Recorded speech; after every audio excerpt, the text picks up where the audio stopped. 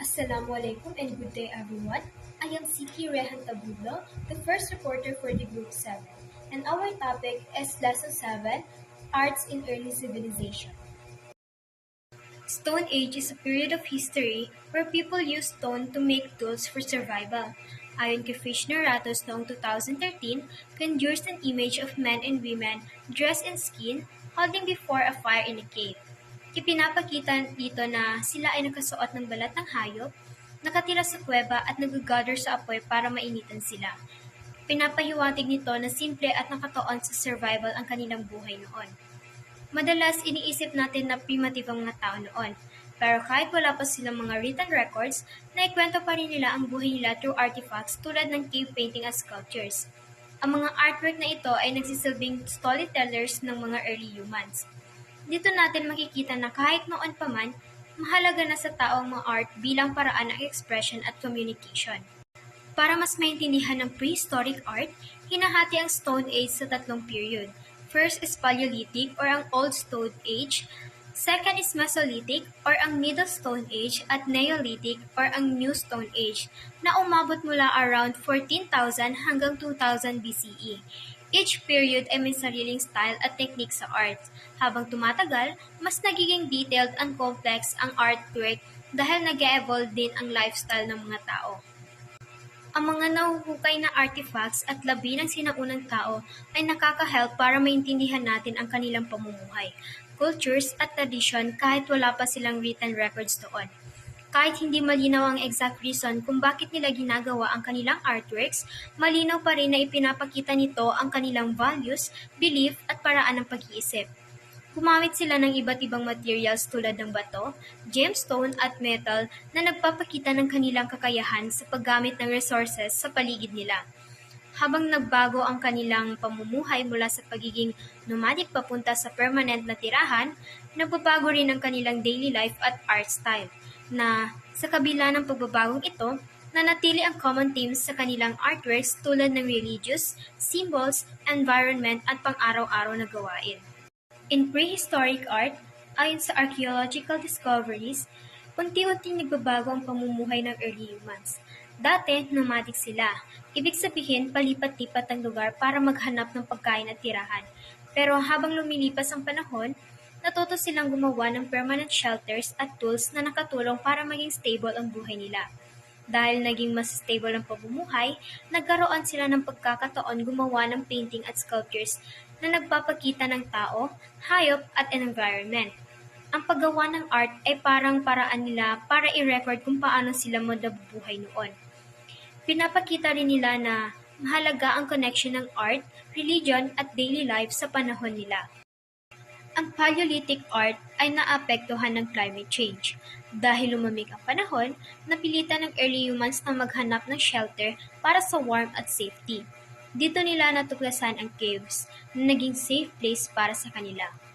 Ang caves ang naging dahilan kung bakit nagsimula silang gumawa ng art.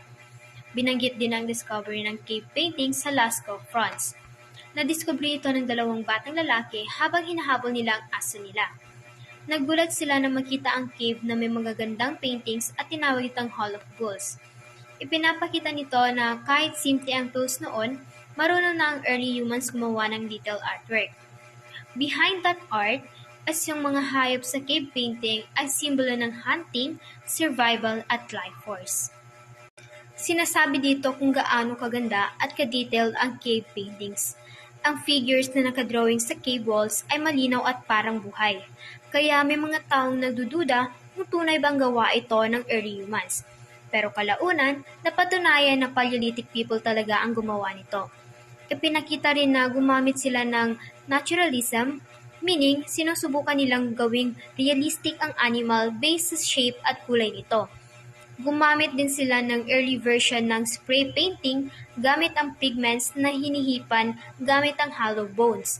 Bukod doon, gumagamit din sila ng shading at contrast para magmukhang three-dimensional ang image.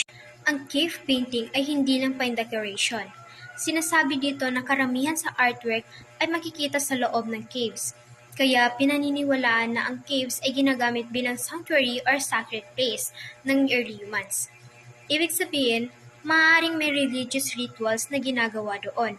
May belief din na may connection ang drawing sa totoong buhay, lalo na sa hunting. Halimbawa, kapag nag-drawing sila ng hayop, pinaniniwalaan na makakatulong ito para mahuli ang hayop sa real life. Ipinapakita rin dito na ang art ay may kinalaman sa belief tungkol sa life, fertility at survival. One of the work that reflected such belief would be the Venus of Willendorf. Sinasabi dito na ang sculptures na ito ay nagpapakita ng babae na may exaggerated body parts, tulad ng malalaking dibdib, balakang at tiyan. Ayon sa explanation, ang ganitong representation ay nagpapakita ng kahalagaan ng reproduction at survival ng human species. Ibig sabihin, ang sculpture ay simbolo ng fertility at pagiging source ng buhay. Pinapakita nito kung gaano kahalaga ang reproduction sa early humans dahil nakakatulong ito sa pagpapatuloy ng kanilang population. Sa Neolithic period, mas naging stable ang buhay ng tao. Natuto silang mag-farm at mag-alaga ng animals. Dahil dito, nagkaroon ng time at resources para gumawa ng monumental structures. Isa sa pinaka-famous sa Neolithic artwork ay ang Stonehenge sa Southern England, na hanggang ngayon ay may mystery pa rin ang purpose nito. May nagsasabi na temple ito, may nagsasabi na calendar para sa sun at moon at may iba na naniniwalang may magical meaning. But behind that art, Stonehenge shows advanced planning, cooperation at belief system ng early humans. Kahit hindi malinaw ang purpose, malinaw na mahalaga ito sa spiritual at social life nila. As the Neolithic period was ending, people started living in more organized and developed way. Hindi na sila purely umaasa sa hunting and gathering because they already learned farming, animal domestication, and building permanent homes. Because of these changes, early civilization began to grow in different parts of the world. Most early civilization developed near river valleys because the river played a very important role in their survival. The rivers provided water for drinking, farming, and daily activities ng mga tao. Nagbibigay din ng mga ilog na matatabang lupa dahil sa baha na tumutulong sa mas magandang pagtatanim at maraming ani. Example of this civilization include the river in Egypt, Indus River in India, Tigris in Euphrates River in Mesopotamia, and Huanghe River in China. Ang mga lugar na ito ang naging sentro ng pag-usbong ng mga sinaunang lipunan dahil mas madali para sa kanila ang paghahanap ng pagkain, magpatayo ng mga communities at mag-develop ng cultures at traditions. That's all for my part, and I hope you learned something from my report. The next topic, which is the Egyptian art, will be discussed by Min Kong and Ibra. So good day everyone. I am Jasmine Ibra and I am the second reporter of the lesson 7. So my part is the Egyptian art in the figure 4 Narmer palette. So sa Egyptians, meron tayong tinatawag na fertile ribbon. The fertile ribbon starts from the banks of Nile River. At ang Nile River ay dumadaloy northward papunta Mediterranean Sea. At ito ang naging pinaka-importanteng dahilan kung bakit umusbong ang sinaunang Egypt. Napansin ng mga sinaunang Egyptians na ang Nile River ay nagbibigay ng pagkain, tubig, irigasyon sa lupa at pangkabuhayan. Dahil dito, naniwala sila na ang Nile ay sagrado at dapat sambahin na parang Diyos. At dito nagsimula ang idea ng sining or art ay hindi lamang pang dekorasyon, kundi may kinalaman ito sa relihiyon at paniniwala sa Diyos. Suyin natin ang Egyptian civilization sa tatlong panahon. The first one is the Old Kingdom, the second one is the Middle Kingdom, and the last one is the New Kingdom. So, although may pagkakaiba-iba sila ng paggawa ng art, ay pare-pareho pa rin sila ng core belief. Dahil para sa Egyptians, ang art ay dapat religious and spiritual. Noong Old Kingdom ay sobrang laki ng paniniwala nila sa afterlife, kaya't gumawa sila ng tombs or libingan. Yung tombs na yun ay hindi lamang imbakan ng mga bangkay ng ng mga importanteng tao, particularly sa mga pharaohs, dahil ang tombs na yun ay magiging tirahan ng mga kaluluwa sa susunod na buhay. So makikita natin dito na ang tombs ay dinidekorasyonan ng gamit sa araw-araw, mga eksena sa normal na buhay, at mga gawain ng tao. Dahil naniniwala sila na ang afterlife ay tuloy-tuloy lang ng buhay dito sa mundo. May standard style din ang pagguhit ng tao sa Egyptian art. Makikita natin na ang ulo ay naka-side view, yung mata at yung body is nasa front view. It means it's not realistic kundi symbolic style. Ito rin ay may color at design.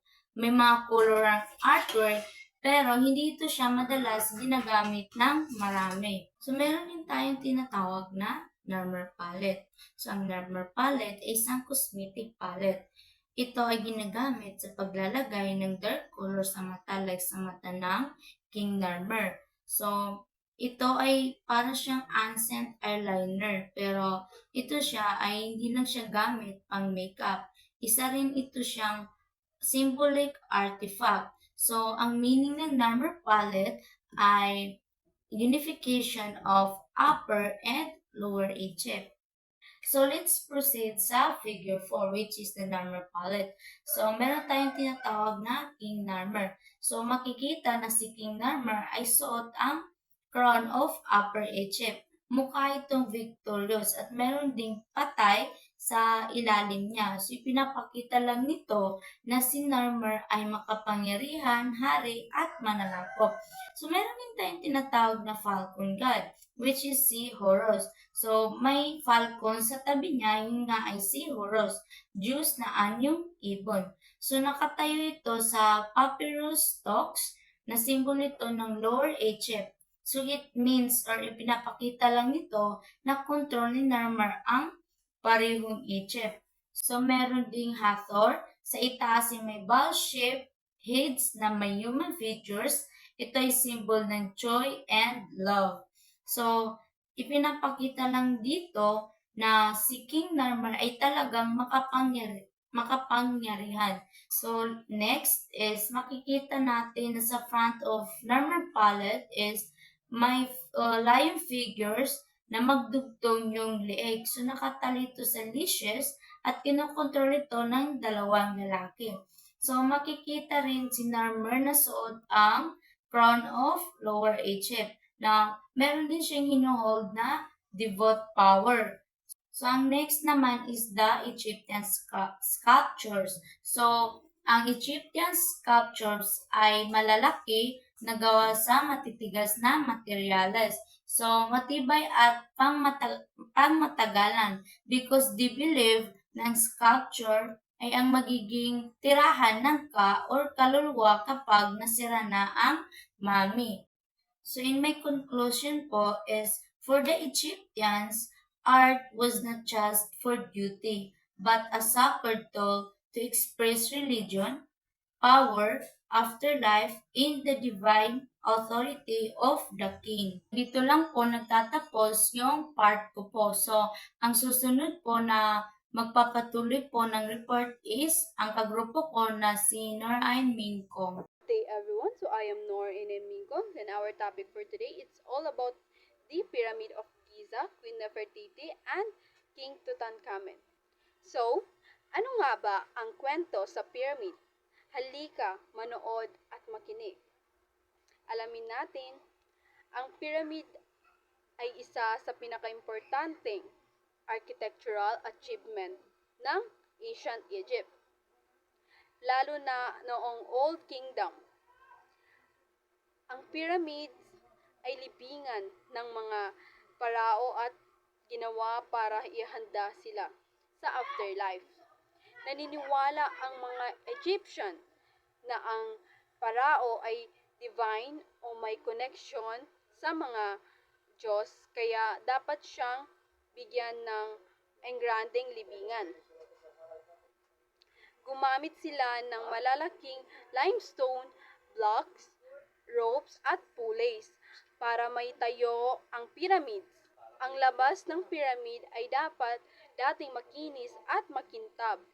dahil tinapalan ng limestone. Sa loob may mga chambers at passage na puno ng treasures, statues at object na kailangan ng parao. Problema dito dahil sa dami ng kayamanan sa loob, madalas nakawan ng pyramid na mga magnanakaw. Ang pyramid ay simbolo ng kapangyarihan, relihiyon at advanced na kaalaman ng sinaunang Egyptian. Noong Middle Kingdom, nagkaroon ng pagbabago sa political structures ng Egypt. Lumakas ang kapangyarihan ng mga landlord na nagbanta sa authority ng parao. Dahil sa internal conflict na pabayaan muna ang art. Nang maging stable ulit ang Egypt sa ilalim ni King Mentuhotep, bumalik ang pag-usbong ng art. May impluwensya pa rin ang Old Kingdom, pero mas experimental ang style tulad ng mas free na portrait, sculpture, at fresco. The next is Queen Nefertiti. Hindi naging ligtas ang Egypt sa mga dayuhan na nanakop. Sa kalaunan ay nagpasailalim ito sa mga Hyksos. Ang Asian tribe na ito ay nagdala ng Bronze Age weapon at mga kabayo sa Egypt. Nang tuluyang mapatalsik ang mga dayuhang mananakop, nabuo ang New Kingdom. Ito ay panahon ng expansionism kung saan pinalawak ng Egypt ang teritoryo nito dahil sa expansion na ito. Dumami ang kayamanan ng bansa na nagdulot hindi lang ang economic growth, kundi pati political stability. Pagkatapos ng New Kingdom, nasaksihan ng Egypt ang Amarna Revolution na pinamunuhan ni King Akhenaten at Queen Nefertiti. Inilipat ni Akhenaten ang kabisera sa Tel El Amarna na pinangalanan nitong Amarna.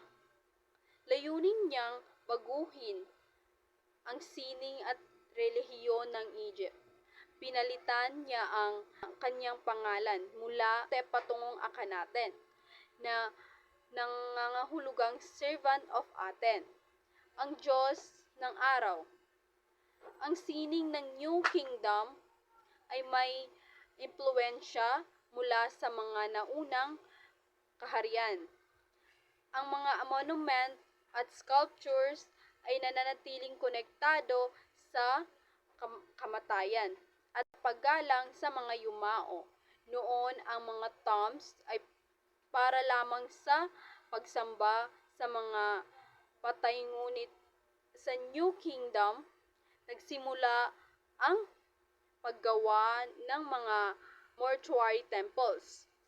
Ang mga templong ito ay inukit mula sa living rock at nagsilbing santuaryo hindi lang para sa mga patay, kundi pati sa mga buhay na nagsasagawa ng pagsamba. Sa panahong ito, mas nag-advance at makapangyarihan ang Egypt na nagbunsod ng tinatawag na inflated age.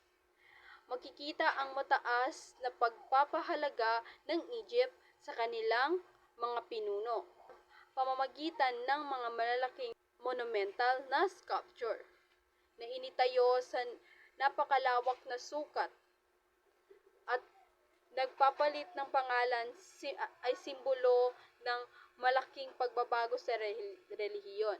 Sa panahon nito, si Aten na lamang ang sinasamba kaya naging monotheistic ang Egypt.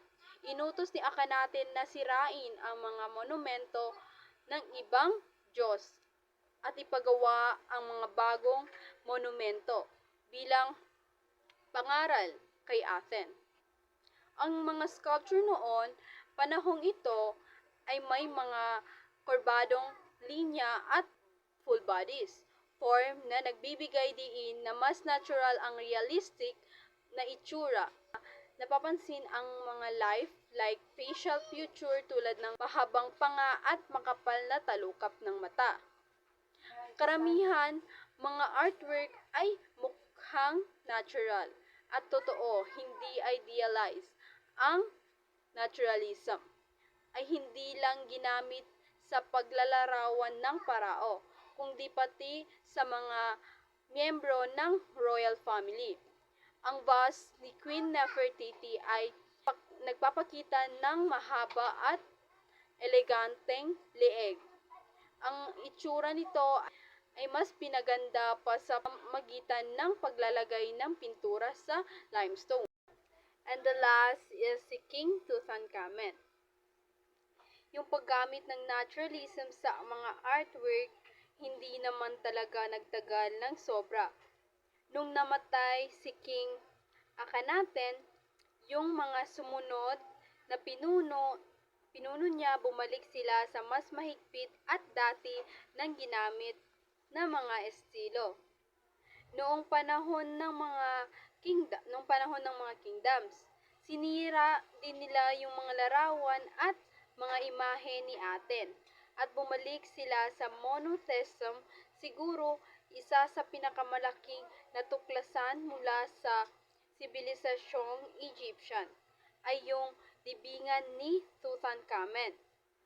Naging hari siya ng napakabata pa at namatay siya noong siya ay 18 taon. Si Howard Carter ang nakatuklas sa kanyang libingan.